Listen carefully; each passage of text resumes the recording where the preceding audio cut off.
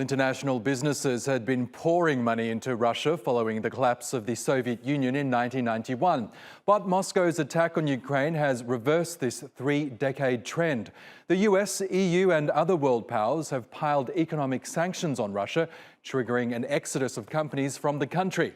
The growing list of those reviewing their operations includes dozens of international businesses, from auto manufacturers to shippers and media giants. Car makers are racing to exit Russia.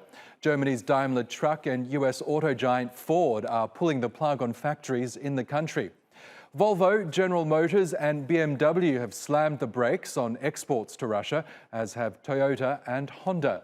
Meanwhile, social media platforms are unfriending Russian outlets. Facebook, Microsoft and Google have slapped curbs on Kremlin-backed media like RT and Sputnik News. Apple has stopped offering their apps on its online store and stopped selling its products in the country. And Hollywood studios say the show can't go on in Russia. The Walt Disney Company is pausing film debuts in the country, including the new Pixar movie Turning Red.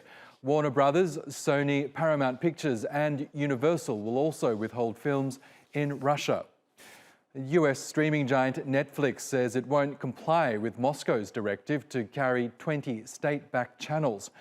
The corporate exodus is also creating trouble on the high seas.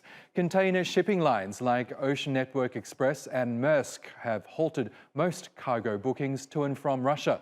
And US logistics companies UPS and FedEx have stopped inbound and outbound services to the country.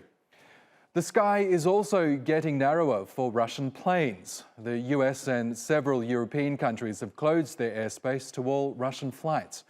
Plane makers Airbus and Boeing are suspending maintenance work and the supply of spare parts to Russian airlines.